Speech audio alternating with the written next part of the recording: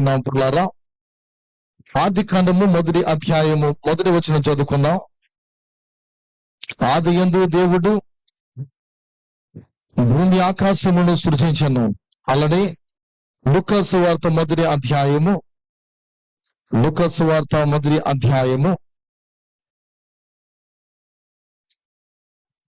29వ వచనం నుండి చదువుకున్నప్పుడారా, తొందరపడి ఈ శుభవచనం ఏమిటో అని ఆలోచించుకునిచుండగా, దూత మరియా భయపడకుడు, దేవుని వలన నీవు కృప పొందితివి, ఇదిగో నీవు గర్భము ధరించి కుమారుని కని ఆయనకు యేసు అను పేరు పెట్టెదవు. తలలు వంచుకున్నప్పుడారా చిన్న ప్రార్థన చేసుకున్నాం. కనికర సంపన్నుడా, పరిశుద్ధుడా, నీకు స్తోత్రాలు చెల్లిస్తున్నాము. మా ఎల్లరూ ప్రాణములకు అతి ప్రియుడు స్వామి, ఈ శ్రేష్టమైనటువంటి క్రిస్మస్ పర్వదినములో నిన్ను ఆరాధించుటకు దేవా, నిన్ను కనపరచుటకు స్తోత్రించుటకు మా ఎల్లరికి మీరు అనుగ్రహించిన గొప్ప ధన్యతకి నీ కృతజ్ఞతలు. చేరువచ్చిన ప్రతి బిడ్డను మీరు దృష్టించండి. ఎవరికి ఏది కావాలో దేవా, విలువైన నీ మాటలు, శ్రేష్టమైన నీ యొక్క పలుకులు మాకు వినిపింపచేసి నీ రక్షణ ఆనందం మేము అనుభవించడానికి, నీ రక్షణ ఉన్న మహత్తును ఎరగడానికి కావలసిన ధన్యతను కలుగుచ్చామని రక్షకుడు యేసు నామములో ప్రార్థన వేడుచున్నాను తండ్రి, ఆమేన్. ప్రభునందు ప్రియ దేవుని సంగమా, ఆది కాండము 1వ అధ్యాయము 1వ వచనంలో చూస్తే, ఆది యందు దేవుడు భూమి ఆకాశమును సృజించను. దాదాపు ఈ మాట లేదా ఈ వచనం నేను చదివించేసరికి పాస్టర్ గారు ఏంటి ఈ క్రిస్మస్ పర్వదినం లేదా ఈ వేడుకలో ఈ వచనాన్ని చదివిస్తున్నారు అనే ఒక ఆలోచన మేబీ మీకు వచ్చి ఉండాలి. మరో విషయం, గబ్రియేలు దూత మర్రి చెంతకి వెళ్ళి దయాప్రాప్తురాల నీకు శుభము అనే మాట తెలియజేసేటప్పుడు, ఆ వార్త ఆమె విన్నప్పుడు, ఇదిగో పరిశుద్ధాత్మ వలన నీవు గర్భము ధరించదు. ఇప్పుడు మనందరికీ సర్వసాధారణంగా క్రైస్తవేతరులు కొన్ని ప్రశ్నలు సంధిస్తారు. యేసుక్రీస్తు వారు ఎలా పుట్టారు, ఎలా జన్మించారని అడిగితే, పరిశుద్ధాత్మ వలన ఆయన ఉద్భవించారని అందరము సమాధానం చెప్తున్నాం. ఈ పరిశుద్ధాత్మ వలన యేసు స్వామి లేదా యేసు ప్రభువారు ఎవరు?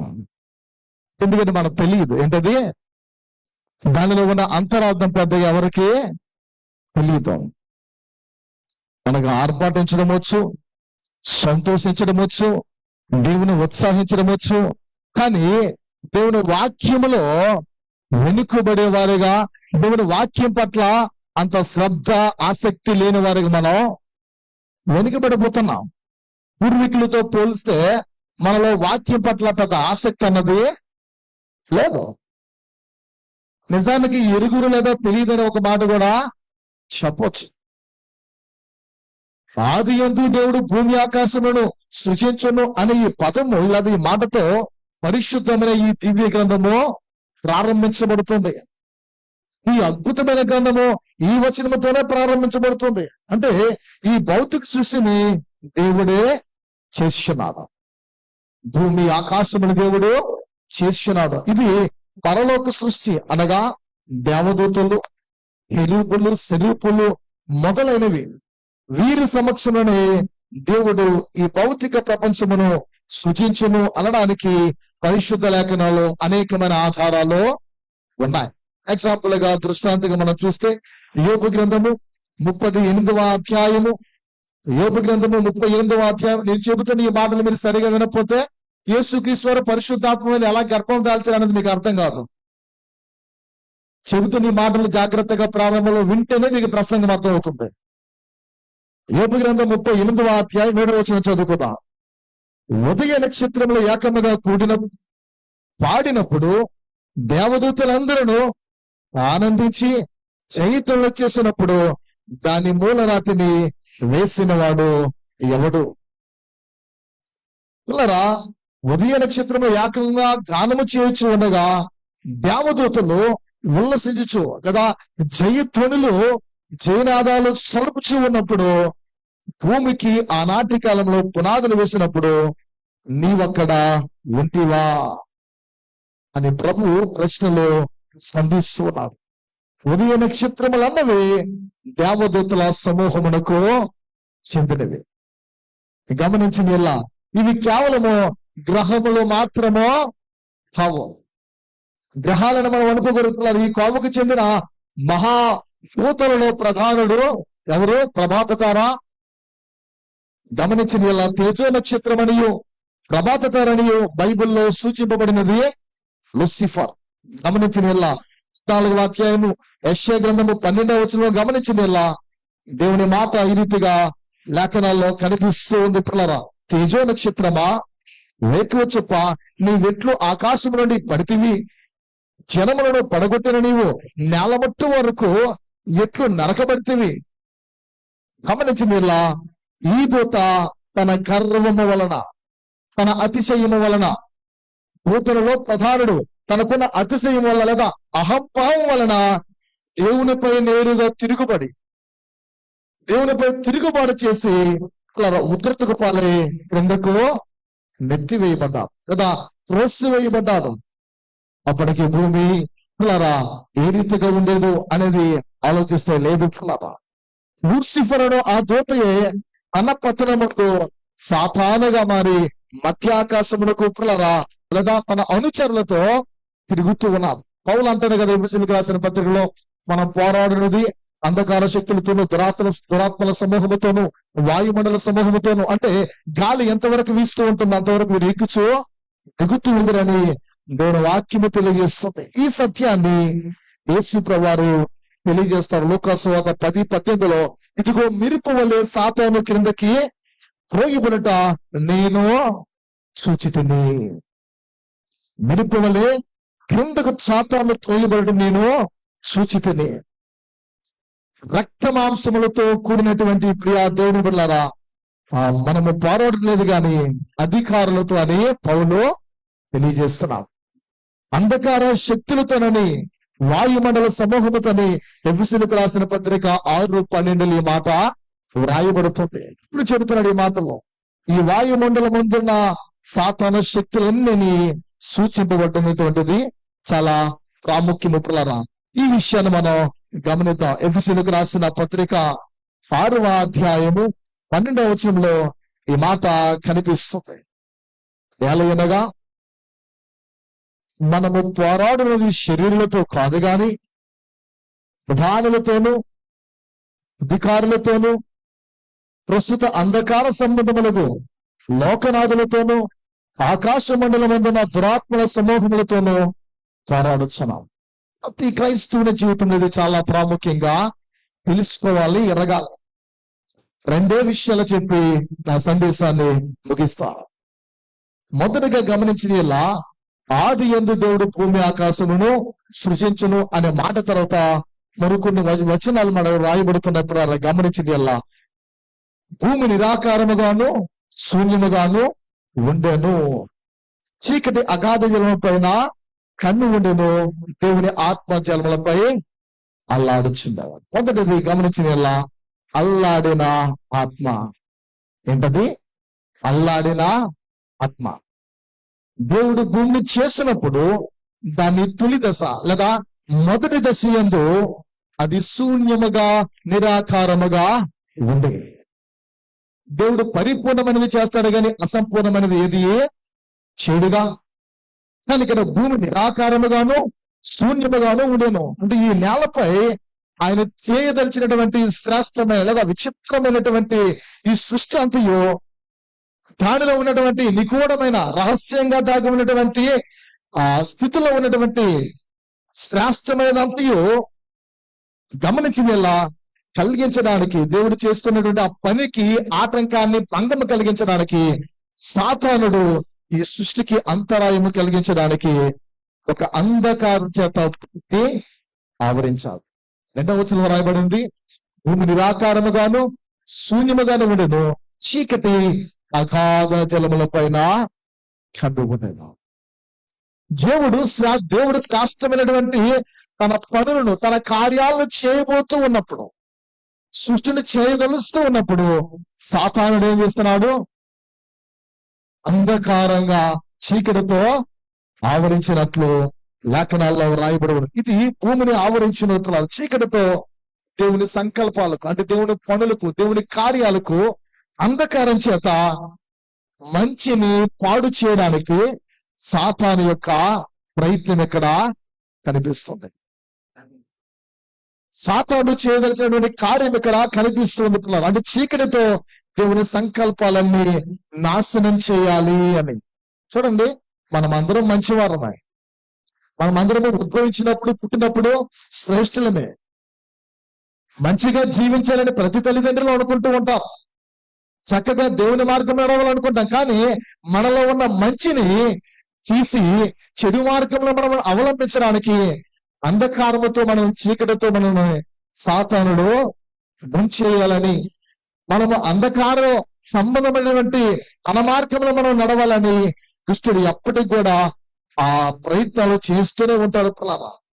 ఇక్కడ అంధకారము చే జీవోత్పత్తి అయినటువంటి దేవుని సృష్టిని, అంటే జీవము కలిగిన దేవుని సృష్టిని ధ్వంసము చేయాలని, నాశనము చేయాలని సాతాను ప్రయత్నాలన్నీ ఇక్కడ పరిశుద్ధాత్ముడు ఓడించాడు.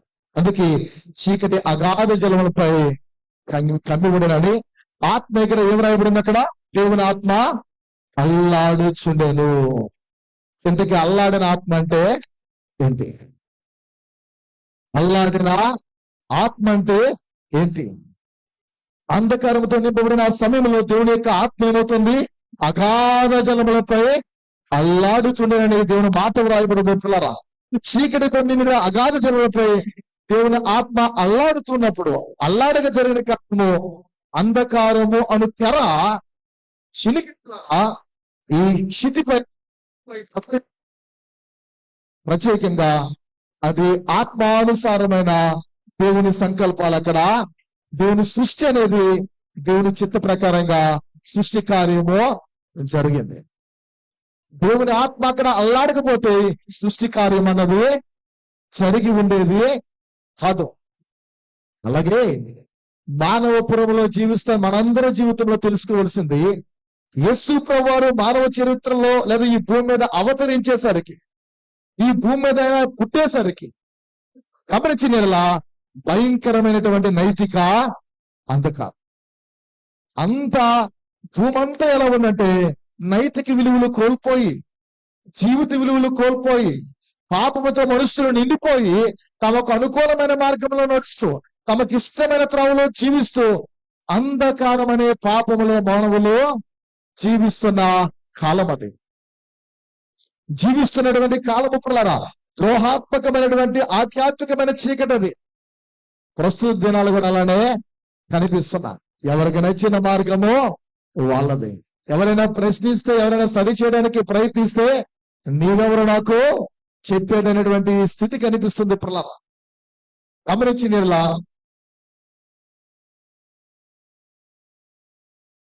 ద్రోహాత్మకమైనటువంటి చీకటి, ఈ ద్రోహులు జీవిస్తున్నటువంటి కాలము, నాశనకరమైనటువంటి పరిస్థితిలో మానవులు జీవిస్తున్నటువంటి పరిస్థితి.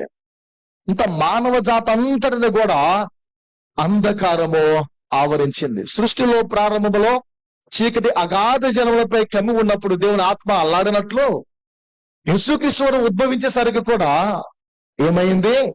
అంధకారం అనేటువంటి చీకటి మానవుని ఆవరించింది. లోకంలో దేవుడు పెట్టిన దీపంగా ఉండవలసిన ఇలాంటి దేవాలయము కూడా, ఇలాంటి పరిశుద్ధమైన మందిరము కూడా ఆత్మ సంబంధమైన చీకటితో నిండిపోయింది. వెలుగు లేదు, చీకటే ప్రబలుతుంది, చీకటే ఏలుతుంది. అంటే సాతాను రాజ్యమే పాలిస్తూ ఉన్నాడు తప్ప దేవునికి స్థానము లేదు. దేవుని అనుసరించే మనుషులు లేరు, రేరిగా కనిపిస్తున్నారు. కొద్దిమంది అరుదుగా ఉండే మనుషులు, భక్తులు కనిపిస్తున్నారు. భక్తి కలిగి రక్షకుడు ఉద్భవించాలని, మెస్సయ్య రావాలని, మెస్సయ్య అరుదించాలని కనిపెట్టేవారు అతి కొద్ది మంది. నీతి కలిగిన మనుషులు, భక్తి కలిగిన మనుషులు. ప్రియా దేవుని సంగమా, ఈనాటి దినములో మనం ఎలా జీవిస్తున్నాం? మనం ఎలా నడుస్తున్నాం? దేవుని నూతన సృష్టి జరగనై ఉన్న కాలమందు చీకటి మనుషులు ఆవరించింది. పిల్లరా, మనకి పాత క్రొత్త నిబంధనల మధ్య ఉన్న ఆ తెల్ల పేపర్ ఏదైతే ఉందో అది 400 సంవత్సరాల చీకటి కాలము, అది అంధకారముతో నిండినటువంటి కాలము. పిల్లరా, ఇక్కడ దేవుడు ఏం చేశాడంటే మరలా దేవుని పరిశుద్ధాత్మ చరిత్రపై అల్లాడింది. దేవుని ప్రారంభ సృష్టిలో ఆత్మ ఎలా అల్లాడి ఉన్నదో మరలా మానవ చరిత్రలో పరిశుద్ధాత్ముడు తన కార్యాన్ని చేయడానికి పూనుకున్నాడు. మరలా పరిశుద్ధాత్ముడు తన చరిత్రలో అల్లాడడానికి చూస్తున్నాడు. అది పాపాంధకారమైన మానవులపై, పాపం అనే అంధకారంతో నిండిపోయిన మానవ జీవితంలో, పాపుల యొక్క బ్రతుకులో దేవుని ఆత్మ అల్లాడగా నూతన సృష్టికి మరలా పునాదులో వేయబడ్డాయి. ప్రారంభంలో దేవుని సృష్టిలో దేవుడు భూమికి పునాదులు వేసినప్పుడు దేవదూతలు ఉండినట్లు పిల్లరా, ఇక్కడ కూడా మరలా దేవుడు పునాదులు సృష్టికి వేసి ఉన్నాడు. ఎలా వేయడానికి ప్రయత్నించాడనని మనం ఆలోచిస్తే ఈ సత్యము యోవేలు ప్రవక్త ప్రవచించి ఉన్నాడు. పిల్లరా, ఆ దినములలో నరులందరి పైన నా ఆత్మను కుమ్మరించదను. ఆ దినములలో నరులందరిపై నా ఆత్మను కుమ్మరించదనని దేవుని వాక్యము తెలియజేస్తుంది. పిల్లరా, దేవుని ఆత్మ దేవాలయంలో ఉన్న వృద్ధ ప్రవక్త అయిన సిమియోనుపై అల్లాడిన విధం మనకి లూకా సువార్త 2వ అధ్యాయము గమనిస్తే వ్రాయబడుతూ ఉంది. పిల్లరా, లూకా సువార్త 2వ అధ్యాయము 36వ వచనం చదువుకుందాం.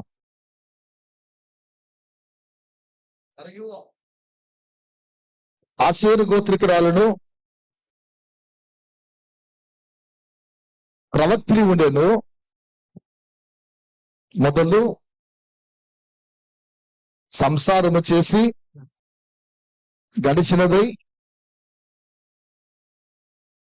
సంవత్సరములు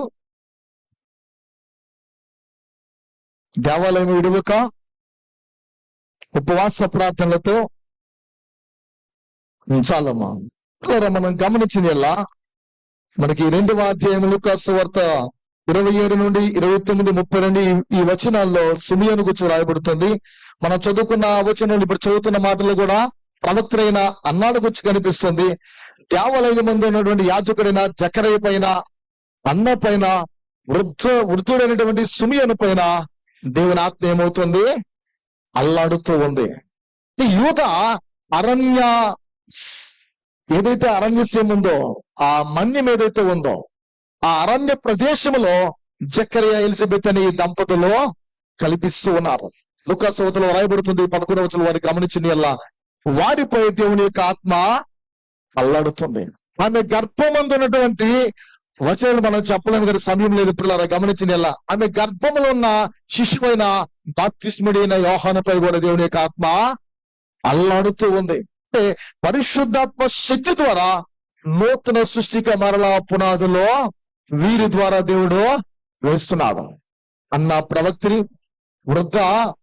వృద్ధుడైనటువంటి సిమియోను, ఎలిజబెత్, జకరియా, శిశువుగా ఉన్నటువంటి గర్భంలో ఉన్న శిశువైనటువంటి బాప్తిస్ముడైన యోహాను, వీరందరిపై దేవుని ఆత్మ అల్లాడుతూ ఉంది. పిల్లరా, అంటే పరిశుద్ధాత్మ ప్రతి విశ్వాసి జీవితంలో ఈ కార్యాన్ని చేయడానికి పూనుకుంటాడు. అంటే మనకు అర్థమయ్యే భాషలో చెప్పుకోవాలంటే ఒకని జీవితంలో నీవే గాని నేనే గాని మనము ప్రభు యేసును అంగీకరించక ముందు, ఆయన అంగీకరించాలంటే దేవుని ఆత్మ మానవ హృదయాన్ని ఏం చేస్తాడు? ముందుగా పరిశుద్ధాత్ముడు సిద్ధపరుస్తాడు.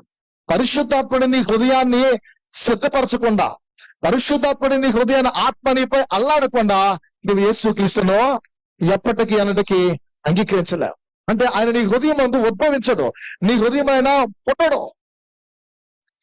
నిన్ను రిపేర్ చేసేవాడే హోలీ స్పిరిట్, పరిశుద్ధాత్మ దేవుడు మనందరినీ సిద్ధపరుస్తాడు. అందుకే యోహానులో సువార్తలో అద్భుతంగా అంటాడు, పరిశుద్ధాత్మను గురించి వ్రాయకున్న మాట ఏంటంటే ఆయన పాపమును గూర్చి, నీతిని గూర్చి, తీర్పును గూర్చి ఒప్పింప చేయొచ్చు సర్వసత్యములోనికి మనలను నడిపిస్తాడని దేవుని వాక్యము తెలియజేస్తుంది. అంటే మానవ హృదయాలను సిద్ధపరిచేవాడు పరిశుద్ధాత్మ. ఆత్మ నీపై అల్లాడితే గాని యేసుక్రీస్తు నీ సొంత రక్షకునిగా నీవు అంగీకరించలేవు. రక్షకుడిగా నీపై నీలో అరుదించడం అంటే పరిశుద్ధాత్మ వలన తప్ప ఎవడు యేసుక్రీస్తును ప్రభు అని ఒప్పుకోలేడని కొరింథీయులకు రాసిన మొదటి పత్రిక 12వ అధ్యాయము 3వ వచనంలో రాయబడుతుంది. పిల్లరా, మొదటి పత్రిక గమనించిన 12వ అధ్యాయము 3వ వచనంలో ఈ రీతిగా రాయబడి ఉన్నది. ఇందుచేత దేవుని ఆత్మ వలన మాట్లాడువాడు ఎవడను యేసు శాపగ్రస్తుడని చెప్పడనియు, పరిశుద్ధాత్మ వలన తప్ప ఎవడను యేసు ప్రభు అని చెప్పలేడనియో నేను మీకు తెలియజేయుచున్నాను. పరిశుద్ధాత్మ వలన తప్ప వేరే ఒకరి ద్వారా ఎవరు కూడా యేసుక్రీస్తుని తమ జీవితంలో ప్రభువుగా ఒప్పుకొనలేరు. యేసుక్రీస్తును అంగీకరించడం అంటే పరిశుద్ధాత్ముడు నీపై అల్లాడాలి, అంటే నిన్ను సిద్ధపరచాలి. పరిశుద్ధాత్ముడు సిద్ధపరచకపోతే జకరియా ఎలిజబెత్ ఉండేవాడు కాదు, వృద్ధ సుమ్యుడైనటువంటి వ్యక్తి ఉండేవాడు కాదు, మరియను గురించి మనం పిల్లరా తెలుసుకుని ఉండేవాళ్ళం కాదు. అందుకే పరిశుద్ధాత్ముని యొక్క అధికారానికి మనం ఏం చేయాలి? మనం అందరము ప్రార్థన చేస్తాం, ప్రభు నీ పరిశుద్ధాత్ముని యొక్క అధికారములో, ఆయన ఆధీనములో, స్వాధీనములో నేను నడవాలి అని ప్రతి ఒక్కరు ప్రార్థిస్తాం. కానీ ఎంతవరకు లోబడతామన్నది మనం గ్రహించాలి. ఆత్మ అల్లాటం అంటే నిన్ను ప్రిపేర్ చేయడం, నీ జీవితంలో స్వతహాగా దేవుని అంగీకరించడానికి నీలో దేవుని కొరకైన ఆశలు, దేవుని కొరకైన ఆకలి, దేవుని కొరకైన అలమటింపులు నీలో పుట్టిస్తాడు ఆయన. అది పరిశుద్ధాత్మని యొక్క పని. పిల్లరా, గమనించిన ఎలా ఒకడు నీటి మూలంగాను ఆత్మ మూలంగాను జన్మిస్తే గాని వాడు ప్రభు యొక్క రాజ్యంలో ప్రవేశించడని యోహాను సువార్త 3వ అధ్యాయంలో యూదుల అధికారి నికోదేముతో యేసుక్రీస్తు వారు మాట్లాడతారు. ఒకడు నీటి మూలంగాను ఆత్మ మూలంగాను. చాలా మంది పెళ్లి బాప్తిసాలు తీసుకుంటాం, రక్షణ అనుభవం ఉండకుండా. ఏం తీసుకుంటాం? ఇందులో చాలా మంది ఉంటారు, పెళ్లి బాప్తిత్వము తీసుకుంటాం అంటే రక్షణ అనుభవం లేకుండా. నేటి సంఘాలు అలా తయారవుతున్నాయి, నేటి నాయకులు, నేటి కాపరు కూడా అలా తయారవుతున్నారు. బ్యాప్టిస్ట్ చర్చిలకి ఫీల్డ్ కౌన్సిల్ ఉంటది, బ్యాప్టిస్ట్ చర్చిలో కార్యవర్గం గాని కాపరి గాని ఇలా గమనించిన ఒక వ్యక్తి బాప్తిసం పొందుకోవాలంటే బైబిల్ తరగతులకు డిపెండ్ అవ్వాలి. పాస్టర్ గారు ఏవైతే తెలియజేశారో అవి తెలియచేయాలి, తిరిగి అప్పచెప్పాలి. ఆ క్లాసుల్లో నేర్చుకోవాలి, యేసుక్రీస్తుని గురించి సంపూర్ణంగా ఎరగాలి. బలవంతంగానో నెట్టో కొట్టో చాలా మంది ఏం చేస్తారు? ఎదుటి వారిని పెళ్లి కొరకని రిపేర్ చేసి బాప్తిసం ఇచ్చేస్తారు. ఒకడు నీటి మూలంగా, అది మరి ఆత్మ మూలంగా. యేసుక్రీస్తు అంటున్నారు నికోదేముతో, జాగ్రత్తగా వినాలి. ఒకడు నీటి మూలంగాను ఆత్మ మూలంగాను జన్మిస్తే గాని ప్రభు రాజ్యములో ప్రవేశం. మనం ఎవరి గురించి ఇప్పుడు వచ్చున్నాం? క్రిస్మస్ లో మనం ఉన్నాం. క్రిస్మస్ పర్వదిన ముందు మనం ఎందుకు వేడుక చేసుకుంటున్నాం? యేసు ప్రభువారు నా కొరకు రక్షకుడిగా ఈ పుడమిపై, ఈ భూమిపై ఆయన ఉద్భవించాడు. దేవునికి పుట్టుకుంటుందా? చెప్పండి, దేవుడికి పుట్టుకుంటుందా? దేవుడు పుట్టడం ఏంటండి? దేవుడికి పుట్టుకుండదు. ఆయన ఆత్మరహితుడు. ఆయన ఎలా ఉన్నాడు? ఆద్యంత రహితుడైన, ఆది అంతంలో ఎరిగినటువంటి వాడైనా ఆయన ఈ భూమి మీదకు వచ్చాడు. అనాది వాక్యము, ఆది వాక్యము, శతరూపంగా ఉన్నటువంటి దేవుడు నరావతారుడిగా వచ్చాడు ఈ భూమి మీదకి. ఎలా వచ్చాడు? ఒక కన్యను దేవుడు ఏర్పరచుకొని ఆమె ద్వారా ఈ భూమి మీదకి వచ్చాడు. వీళ్ళరా గమనించాలి, నీటి మూలంగాను ఆత్మ మూలంగాను జన్మిస్తే గాని దేవుని రాజ్యంలో ఎవడనో ప్రవేశించడు. అందుకే నీవు రక్షింపబడితేనే యేసుక్రీస్తు నీలో ఉండినట్లు. ఒకడు యేసుక్రీస్తును రక్షకుడిగా చూడకుండా ప్రభువుగా ఎన్నడూ అంగీకరించలేడు. అందుకే చూడండి, సిలువపై వేయబడినటువంటి 20 దొంగలు ఒక దొంగ ముందు ఆయన రక్షకుడని గ్రహించాడు కనుక ఆయనకు ఒక రాజ్యం ఉంది, ఆయన ప్రభు అని తన జీవితంలో విశ్వాసానికి వచ్చాడు. నువ్వు రక్షకుడిగా అంగీకరించకపోతే ఆయన్ని ప్రభువుగా ఎన్నడూ కూడా చూడలేవు. ఆయనకుంటే ఒక రాజ్యం ఉందని నువ్వు గ్రహించలేవు. దేవుని కుమారుని కొరకు ఆశతో ఎదురు చూచుచు నూతన జన్మ అనుభవం పొందకూడదు వారికి పరిశుద్ధాత్మ దేవుడు అనుగ్రహిస్తున్నటువంటిది ఆత్మనిపై అల్లాడ్డాం. అందుకే దేవుని కొరకు నీలో ఆకలి ఉండాలి, దేవుని కొరకైన ఆలోచనలు నీలో రావాలి. దేవుని ఆత్మకనపై ముందుగా అల్లాడని ఎడల అతని హృదయంలో నూతన సృష్టి జరగదు. పౌలు అంటాడు కదా, కాగా ఎవడైనాను చెప్పాలి, కాగా ఎవడైనాను క్రీస్తునందు అని ఎడల వాడు నూతన సృష్టి. నీవు నూతన సృష్టిగా చేయబడాలంటే నీ జీవితంలో ప్రభు ఆత్మ నీపై అల్లాడాలి. అల్లాడకపోతే ఎప్పటికీ నీవు నూతన సృష్టి కాలేవు, యేసుక్రీస్తు నీలో జన్మించడం. మరో విషయం చెప్పి నేను ముగించేస్తా. రెండవది ఆవరించిన ఆత్మ. ఏంటది? ఆవరించిన ఆత్మ. ఇప్పుడు మనం మరియ దగ్గరికి వద్దాం. నేను పురుషుని ఎరిగిన దాననే ఇది ఎట్లు సంభవించను అని మరియా గాబ్రియేలు దూతకి ఏం చేస్తుంది? తిరిగి ప్రశ్నిస్తుంది. అమ్మా దయాప్రాప్తురాలా, నీకు శుభము, నీ గర్భంలో ఒక దైవనందుడు ఉద్భవించబోతున్నాడు, పాపులు రక్షించడానికి రక్షకుడిగా యేసు అనే నామాన్ని ధరించబోతున్న ఒక వ్యక్తిని ఆయన గురించి చెబుతున్నప్పుడు ఏమంటుంది? నేను పురుషుని ఎరుగదాననే ఇది ఎలా సంభవిస్తుంది, ఇది ఎలా జరుగుతుంది? దూత జవాబిచ్చు, పరిశుద్ధాత్మ నిన్ను కప్పుకొనును. ఏంటది? పరిశుద్ధాత్మ. అంటే మా బ్యాప్టిస్టులకి పెద్దగా అలవాటు లేవు హల్లెలూయా అని చెప్పడం, దానివల్ల చెప్పలేకపోతున్నాం. ఈ మాటకి మనం అందరం దేవుని స్తుతించాలి. పరిశుద్ధాత్మ నిన్ను కమ్ముకొనను. దైవ కార్యము ఇది. ఆమె ప్రశ్నిస్తుంది. తనలో ఉన్న సందేహం ఏంటి? పురుషుని నేను ఎరుగుకుండా గర్భాన్ని ఎలా తాల్స్తా? దేవదూత చెబుతున్న ఆ బదులు, ఆ జవాబు ఏంటంటే పరిశుద్ధాత్మ నిన్ను కమ్ముకొనును. ఆవరించిన ఆత్మ. దేవుని ఆత్మ నీపై అల్లాటం వేరు, దేవుని ఆత్మ నిన్ను ఆవరించడం వేరు. ప్రియా దేవుని సంఘమా, మరియ గాబ్రియేలు దూతను ప్రశ్నించినప్పుడు ఆ జవాబు పరిశుద్ధాత్మ నిన్ను కమ్ముకును, సర్వోన్నతుని యొక్క శక్తి నిన్ను ఆవరించును, సర్వోన్నతుని యొక్క శక్తి నిన్ను ఆవరించును అని ఈ సంగతిని మనం ఎప్పటికీ మర్చిపోకూడదు. ఎవ్రీ క్రిస్టియన్, క్రైస్తవుడైన ప్రతి ఒక్కడు గుర్తించుకోవలసిన విషయము, పరిశుద్ధాత్మ నిన్ను కమ్ముకుంటుంది, సర్వోన్నతుని యొక్క శక్తి నిన్ను ఆవరిస్తుంది. 139 కీర్తనలో దావీదు అంటాడు కదా, వెనుకను ముందును నీవు నన్ను ఆవరించి ఉన్నావు అంటాడు.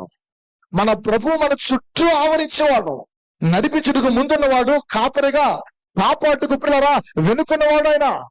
అందుకే ఆయన ముందు ఎవరునో నిలువురు, ఆయన పని చేస్తే త్రిప్పేవాడు ఎవడనో లేడని యెషయా ప్రవచిస్తూ ఉంటాం.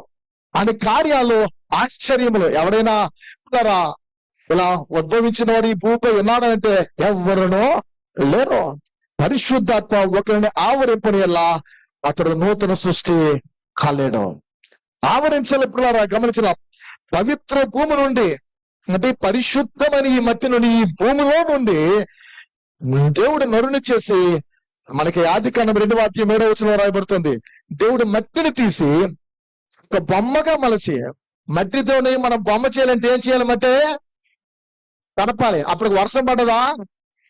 గమనించింది. ఇలా మట్టి తీసి బొమ్మగా మలిచి వాని నాసికారంధ్రములో దేవుడు జీవవాయువు ఊతే నరుడేమయ్యాడు? జీవాత్మ. అంటే దేవుని ఊపిరి ఊదితే నరుడేమయ్యాడు? జీవాత్మ.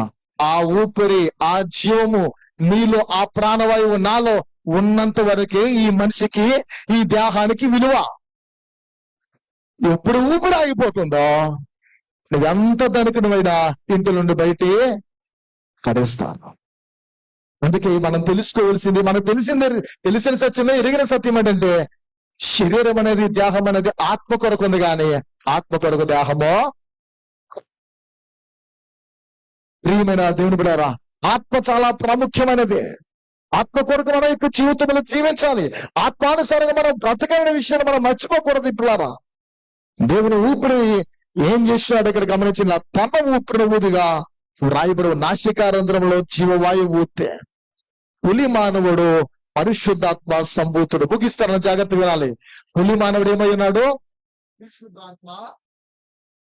పులి మానవుడు పరిశుద్ధాత్మ సంభూతుడు. అంటే భూమికిని పరలోకానికిని అతడు పౌరత్వము కలిగినటువంటి దైవాంశము కలిగిన మనుష్యుడు. అందుకే నరుల్లో దైవత్వం అనేది ఉంది. పరలోక భూలోకాలకి అర్హుడై ఉన్నవాడు పిల్లరా, అతని ఆత్మ భూ సంబంధమైన ప్రాణవాయువు కాదు, కేవలం ఈ ప్రాణమును దేవుడు జీవములన్నిటికీ ఇచ్చాడు. ప్రతి ప్రాణికి ఈ ప్రాణం ఇచ్చాడు దేవుడు. కానీ మనిషికి ఇచ్చినది ఏంటంటే ఆయన జీవాత్మ. ఆయన జీవాత్మనిచ్చాడు. మాత్రమ చేతను ప్రసాదించి మానవుడికి తప్ప మిగిలిన ప్రాణులన్నిటికీ దేవుడు ప్రాణము మాటతో ఇచ్చాడు. నరుడికి తన జీవవాయువును విధానం. అందుకే నీవు ఈ సృష్టిలో ప్రత్యేకమైన వాడవు. నరుడు వంటి ధన్యుడు వేరొకరి భూమి మీద లేడు. నీవు ఎవరైనా సరే, నీ వంటి భాగ్యవంతుడు ఈ భూమి మీద ఎవరు లేరు. ఒక మానవుడికే తన జీవాత్మను దేవుడు ప్రసాదించాడు. ప్రియ దేవుని సంగమా, రెండవ సృష్టి ఎందుకు కూడా రెండవ ఆదాము, కడపటి ఆదామైన యేసుక్రీస్తు కూడా, యేసుక్రీస్తునందు పరిశుద్ధాత్మ వలన కన్య మరియ గర్భము దాల్చింది. ఇది మరలా దేవుడు తన ఆత్మను లేదా తన జీవవాయువును ఊదినట్లుగా, తన ఊపిరి ఊదినట్లుగా కనిపిస్తుంది. పరిశుద్ధాత్మ వల్ల ఎలా గర్భం దాల్చింది మరియా?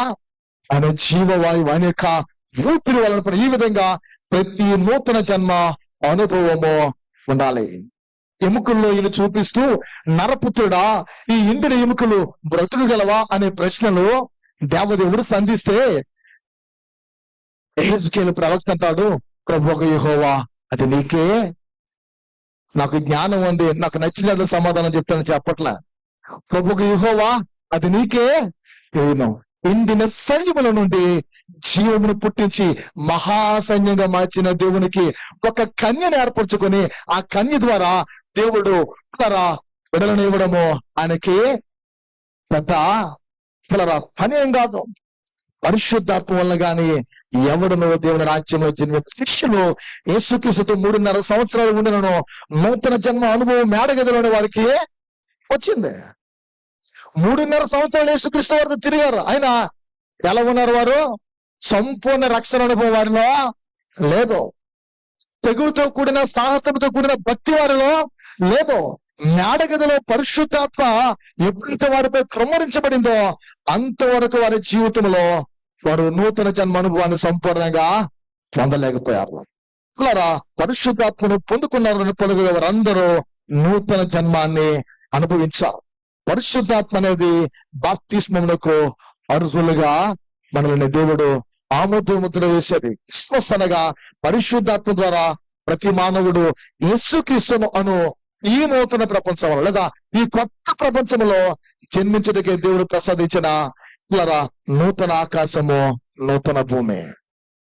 ఈ నూతన ఆకాశము, నూతన భూమిలో నీ ఉండాలంటే యేసుక్రీస్తుని సొంత రక్షకునిగా అంగీకరించాలి. అప్పుడే పరిశుద్ధాత్మ నీపై అల్లాడుతాడు, పరిశుద్ధాత్ముడు నిన్ను కమ్ముకుంటాడు, ఆయనతో నీవు నింపబడతావు. యేసనగా ప్రజలను తన పాపము నుండి రక్షించు రక్షకుడు. యేసనగా అర్థం ఏంటి? తన ప్రజలను పాపము నుండి రక్షించు రక్షకుడు. యేసుక్రీస్తునందు పరిశుద్ధాత్మ ద్వారా రూపించబడుట కనుక పాపము నుండి మనం విముక్తులమై దేవుని కుమారులుగా, వారసులుగా, కుమార్తెలుగా మనము అవడమే. క్రిస్మస్ ద్వారా మనం ఎలా మార్చబడాలంటే ఆయన హక్కుదారులుగా, వారసులుగా మనం మార్పు చెందాలి. మన హక్కుదారులుగా మనం మార్పు చెందాలి. పాప విముక్తి అనుభవం పొందడానికి క్రిస్మస్ ఒక పండగ. పిల్లరా, రక్షణ అనుభవం పొందిన వానికి క్రిస్మస్ అనే దినము రక్షణ గుర్చిన సాక్ష్య దినము. అర్థమైంది అన్నమాట. పాప క్షమాపణ అనుభవాన్ని పొందడానికి క్రిస్మస్ కేవలం ఒక పండగ, ఒక వేడుకే. పాప క్షమాపణ అనుభవం పొందడానికి, రక్షణ అనుభవం కానివానికి క్రిస్మస్ అనేది తన రక్షణ గుర్చిన ఒక సాక్ష్య దినము. అంటే నీ రక్షణకు సాక్ష్య దినమే క్రిస్మస్. నీవు రక్షింపబడడానికి సాక్షాత్తమైనటువంటి దినము ఈ పండగ. అందుకే ఈ పండుగను వేడుకగా నీవు చేసుకోవాలి. ఈ పండుగ నువ్వు ఆహ్లాదకరంగా చేసుకోవాలి. దేవదూతలు అంటాయి కదా, సర్వోన్నతమైన స్థలముల్లో దేవునికి మహిమయు, ఆయనకి ఇష్టలైన మనుషులకు సమాధానము. పరిశుద్ధాత్మ యొక్క ప్రథమ ఫలము పరిశుద్ధాత్మైన ఆత్మను కలిగించడమే. ఆత్మ నీలో లేకపోతే ఆయనకి చెందినవాడవే. ఆత్మ నీలో ఉంటే నువ్వు పవిత్రమైన సృష్టిలో అద్భుతమైన వాడవు. ఈ పరిశుద్ధాత్మ నిరాకార శూన్య ప్రపంచంపై అల్లాడినప్పుడు ఎట్టి పవిత్రమైన పరిశుద్ధమైన సృష్టి జరిగిందో, ఒక కన్య గర్భమును కూడా ఆయన అవతరించినప్పుడు, మరియ గర్భమును ఆయన అవతరిస్తున్నప్పుడు, దేవుడు నరరూపుగా మనిషిగా అవతరిస్తున్నప్పుడు కూడా అలాంటి పరిశుద్ధమైన కార్యమే జరిగింది. అందుకే యేసు పరిశుద్ధుడు. నాలో పాపం ఉందని మీలో ఎవడు స్థాపించగలడని పిల్లరా అలా డేరిగా చెప్పగలిగిన వాడు యేసు స్వామి తప్ప వేరొకరి భూమి మీద లేరు. ఆయన పరిశుద్ధుడు కనుక మీరును పరిశుద్ధులైనడని మనకని తెలియజేస్తున్నారు. మనం ఆయన సృష్టిలో పరిశుద్ధులుగా ఉందా, నూతన జన్మ అనుభవం ద్వారా, రక్షణ ద్వారా, ఆయన రక్షణ ప్రపంచంలో పరలోకములో మనందరము ఈ దినము, ఈ క్రిస్మస్ మనకు సాక్షాత్తమైన దినమని అనేకులకు చెబుదాం. ఎందుకు రా నువ్వు క్రిస్మస్ వేడుక చేసుకుంటావంటే, నిన్ను రక్షింపబడటానికి నా సాక్షాత్తమైన దినము, నా కొరకు రక్షకుడిగా నా ప్రభు వచ్చాడు. ఆయన ఆత్మ నాపై అల్లాడింది, ఆయన ఆత్మ నన్ను ఆవరించింది, అందుకే నేను రక్షింపబడ్డాను. నా వంటి ఆనందం నీవు అనుభవించాలంటే యేసుని రక్షకునిగా అంగీకరించని ఎవరమైతే చెబుతామో అది నిత్య క్రిస్మస్ గా మన జీవితంలో ఉంటుంది. సో పరిశుద్ధాత్మ దేవుడు మనందరిని అలాగా ఆవరించి తన కొరకు సాక్షాత్తమైన జీవితంలో మనం నింపాలని, క్రిస్మస్ సంతోషముతో నిత్యం మన జీవితంలో అనుభవించాలని రండి తల్ల ఉంచుకుందాం, ప్రార్థిద్దాం. దేవుడి మాటలు దీవించుగాక. ఆమేన్. ప్రార్థన చేద్దాం పిల్లలు. అందరూ లేచి నిలబడదాం. ఒకసారి లేచి నిలబడి మనం ప్రార్థించుకుందాం. నిజమే దేవా, ఆదిలో నీ సృష్టి కనిపిస్తూ ఉంది. ఆది యందు దేవుడు భూమి ఆకాశం సృజించను, భూమి నిరాకారముగాను శూన్యముగాను ఉండనని లేఖనాల్లో వ్రాయబడింది.